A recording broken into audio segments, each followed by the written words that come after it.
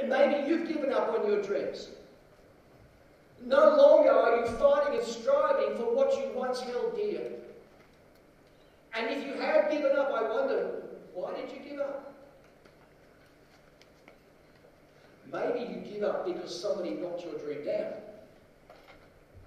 You had an idea which you thought was brilliant and somebody else said it was stupid. You had a dream of something you'd like to achieve and someone said it would never work. You had an ambition of something that you would love to achieve on this planet and somebody else said it was a stupid idea, it was childish, it would never make it. And maybe you've just been knocked down and you're thinking, I don't want to keep on with this. Because somewhere along the line we've worked out that success means I never fail. No, that is not what success is. Success doesn't mean I never fail. I came across a much better definition of success. It was formed by a group of philosophers at the turn of the century.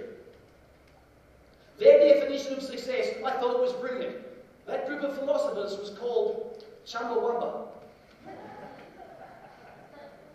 And I want to tell you their definition of success. In fact, you know this definition already. In fact, you know it so well, I'm going to call out the first half, and I want you to shout back the second half.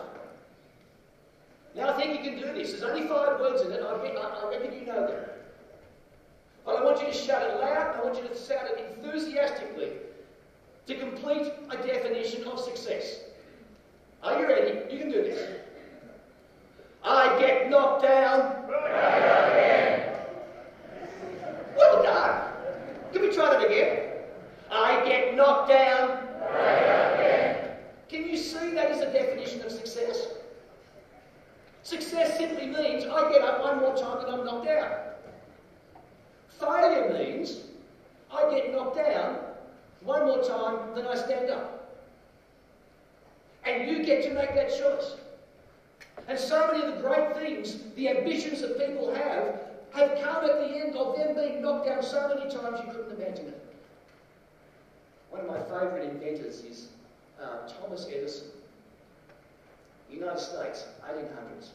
He invented so many things, we'd be here all night if we listed every invention. But the one that he is best remembered for is the electric light bulb. Now, can you imagine a world without electric lights? You could never turn a switch on, you could never get a torch out. You had candles, you had kerosene lamps, you had gas lanterns. But no, lots of people were working on it, but no one had ever been able to perfect an electric light that worked. And Thomas Edison's first 700 attempts failed. They fizzled out. They exploded. They simply didn't work. And a journalist from the local newspaper came to interview him and asked him what I think is a very confronting question. He simply said, Mr. Edison, what does it feel like to have failed 700 times? And that great inventor looked at the young journalist and said, I have not failed 700 times. I have not even failed once. I have successfully proved that those 700 ways will not work. And when I have eliminated every other way that will not work, I will succeed. And 9,000 attempts later, the world had its first electric light bulb. Some of you have given up your ambitions and your dreams because someone knocked you down.